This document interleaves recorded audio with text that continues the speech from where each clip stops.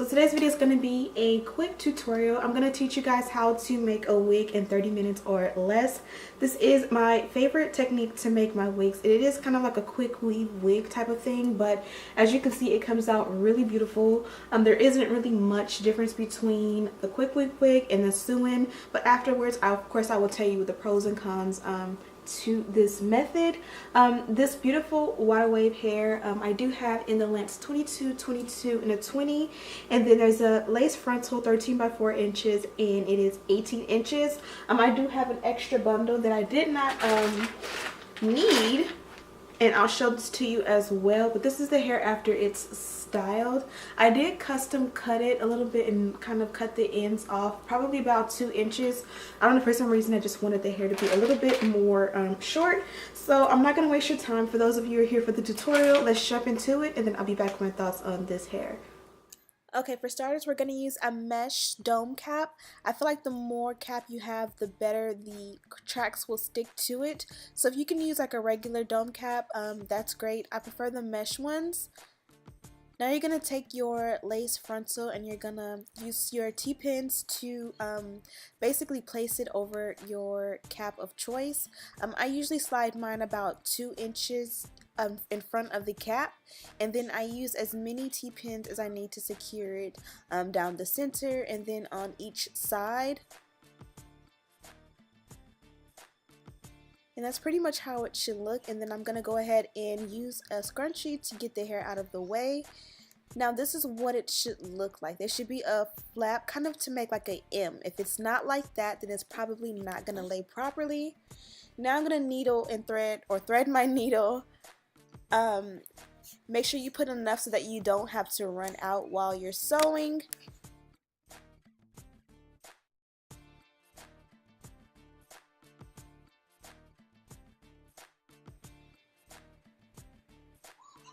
And now we're going to get to sewing. It's very simple. I'm not going to use any special technique. You can use whatever technique you can or whatever you want. Some people go under, some people go over. I usually will go under. And some people also do the like loop it whenever they go through it. I don't even know what that's called, but this is just all I do. It's very simple, no, magic tricks or anything like that. Just sew all the way through.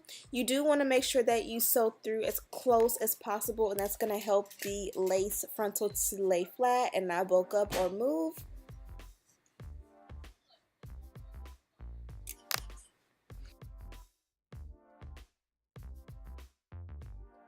Now when I get to the other side, a lot of the times I find that as I sew so close, the opposite side will get a little bit loose. So I just removed the T-pin and adjusted it to make it more taut and reapply it. If you notice on both sides, the ends of the lace frontal do hang like further than the mesh dome cap. Basically, it'll be like the ear tab, so that when I bond the wig down in the front, that'll lay really nicely if you want to have like baby hair or your little sideburns.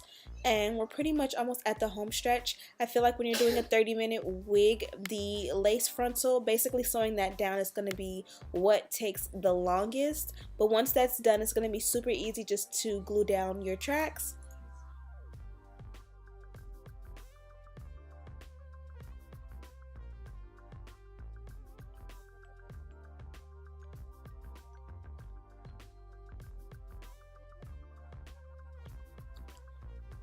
And then once I get to the end, I just cut a little bit of it off, and then I like to triple knot it to make sure that it's not gonna ever come up, and then cut off the excess thread. And this is pretty much what it should look like, pretty even. Now I'm gonna take my hot glue gun, and once it's heated up, I'm gonna go ahead and just start gluing the tracks down. Some people do not like to glue or sew on the mesh band.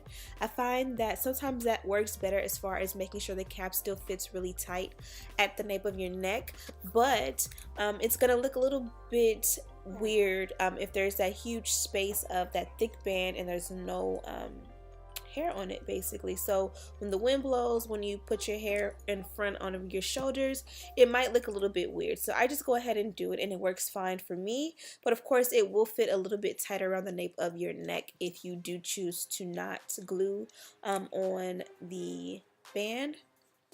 And then there's a little thing at the end of your hot glue gun. I don't know what that's called, but right there. I use that to kind of push the glue into both the cap and the hair so that it meets really nicely, because the glue is really hot, so you do not want to get it on yourself, or you do not want to touch it, because it burns like really bad. Trust me, I've burnt myself many of times, and it's like really hot. You also want to make sure that you go ahead and get a nice thick amount of glue, because if you do like a thin layer, you're going to find that it's more likely that your glue will come up, or your tracks will come up. Try to keep your tracks as even as possible going across. And you just go across all the way till you get to the top. I did fast forward, and you are going to see that I am going to cut the camera off for a little bit and get a few tracks done, just because you kind of get redundant. A nice thick layer, and just lay your track. I usually will lay down about glue halfway, lay the track, and then glue the other halfway, lay the track. And then make sure it gets tacky, and then I cut. Now I'm going to go to my second pack of 22-inch. Glue halfway, lay the track, press it in as much as I can, glue the other halfway, or the remainder of the half, press it in, and then cut the excess track.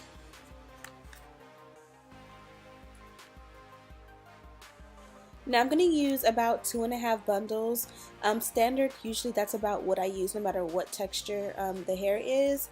And you will find that when you get to the top, it's going to seem like you're almost done, but you're going to use almost a whole pack of hair, or a whole bundle of hair once you get to the top. So make sure that you're spacing it and keeping an eye on how much hair you have, because you do not want to run out when you get to the top. Like, that's literally the worst thing that can happen.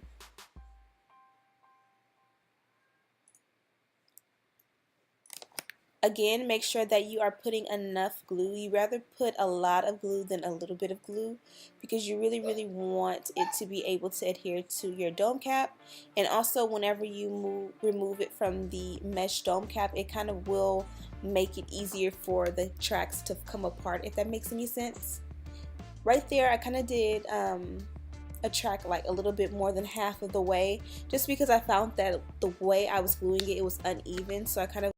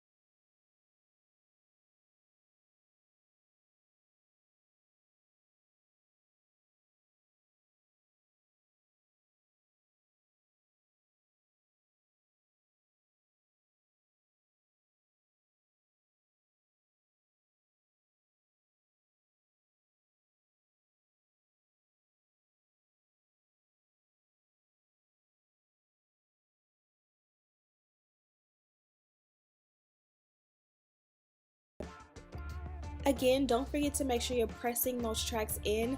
The glue will dry and harden regardless, but you want to make sure that that track is really touching the dome cap, and not just being like spaced in between the glue, if that makes any sense. Also, make sure that you are putting a nice thick layer of glue, because you can never have too much glue when it comes to making sure that your wig is bonded and none of your tracks will come up. any glue that you see, like any excess glue, once it completely dries, you will be able to pick it apart and it will peel off really easily. The only downside to this is I would not recommend washing the wig or getting it wet in the cap. It won't completely make the wig come apart, but it will loosen it and make it more likely that your tracks will come apart, which is why I consider this like a quick weave method, simply because you won't be able to wash it over and over and over again. Obviously Coco wants to be in the video, so that was her saying hello with those fake coughs, but we're pretty much done. That was the very last track, and you want to cut that off, and now you can go ahead and pick out all the excess glue. I'm going to take my secret weapon, this black hairspray, and I'm just going to go over anywhere that I see white, because that white is basically the dried up glue. Like I said, you can pick it off with your fingers as much as you can, and where you feel like you can't get it off, just take a little bit of black hairspray. That way when the wind blows, when you part your hair a certain way, you don't have to worry about that white, thick white glue showing. And this really works like a dream to make this form of a wig look super seamless. They do have it in natural brown and other colors too, so if the black is too harsh for you, try a brown. I just feel like the black is reminiscent of dark roots. And voila. Now I'm going to pull the lace closure back, or lace frontal rather, and all of that excess cap that is underneath where the lace closure sits, I'm going to remove. And I'm not going to throw that away. I'm going to actually use that as the elastic band to secure my wig. I do have a few tutorials on how to secure wigs using an elastic band. I'll have one or both linked down below. Thank you guys so much for watching. Now onto my thoughts on this hair. So thumbs up for getting a wig done in 30 minutes or less. I did cut the camera because I started like late at night and I was like, okay, I got 15 minutes before I need to be in bed. Let's get it started. And then this morning I went ahead and finished it off. I did use my handy dandy secret weapon, which is black hairspray. If you've ever made a wig using the quick weave method or the hot glue method, then you know one of the downsides is that sometimes you get that glue on your tracks. And once it dries white. So like if the wind blows a little bit, you might see a little bit of white there. A black spray or black hairspray is literally a godsend when it comes to that. I use this like after I'm done with gluing the wigs. Anywhere that I see white, I usually would try and like peel it off. And usually if you peel it off, it'll come off just fine. But if it's stubborn and it won't come off, like wherever I see white, I'll just go in and spray with the black hairspray. And that way, no matter how the wind blows or anything, you won't be able to detect any of that glue. This one I'll have linked down below, and I really do love this one. As for the hair itself, again, I do have in two 20-inch bundles, a 20-inch bundle, actually only half of that 20-inch bundle, and then an 18-inch 13x4 lace frontal. And yeah, it literally took me about 30 minutes to make the wig. The hardest part, or the part that takes the longest, is aligning the frontal and sewing that down. But once you have that done, it's just like start gluing, start gluing, start gluing, and it gets quick as you go along. This is the hair in its natural state, and I believe this is a 20-inch bundle. Actually, this is an 18-inch bundle. And you guys can see how full this is. This is pretty much 2.5 bundles in a frontal, and it's super full. I believe I mentioned it already, but in case I forgot, I did custom cut this hair just because, I don't know, for some reason I wanted something a little bit shorter today. So I did take off maybe about 2 inches, which is not that much. And then I also kind of did trim it around just so it can frame my face a little bit better. The frontal itself is a little bit dense. I bleached the knots, but it definitely needs to be customized around the hairline.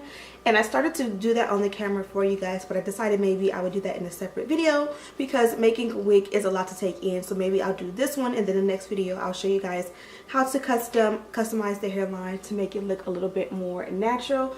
But bleaching the knots is definitely the first step in making it look a little bit more natural, especially because I kind of wanted it in my face anyway. I felt like it was okay to not necessarily tweeze or pluck the hairline today. Let me show you guys what the curl pattern looks like from the back.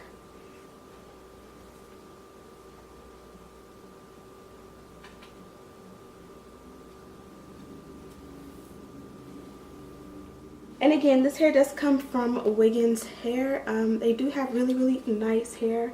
All I used in the hair to style it was my wet, which if you watch my videos, I always use that, and a little bit of water, and that was it. I also did use a little edge control on the edges to make a little bit of baby hair, but not too much. And yeah, that pretty much is it. I hope you guys enjoyed this quick tutorial. Hopefully you guys can make your wigs in 30 minutes or less as well. Also, make sure that you subscribe and share this video with your friends. Like if you like to see more tutorials on how to make your own wigs, because ultimately the goal is to teach you guys how to make your wigs at home and save a couple coins, because I know it gets really expensive spending hundreds on hair, hundreds on getting it done, and then you have to go back in 6 weeks and get it done again or less. So yeah, thank you guys so much for watching, and I'll see you in the next one.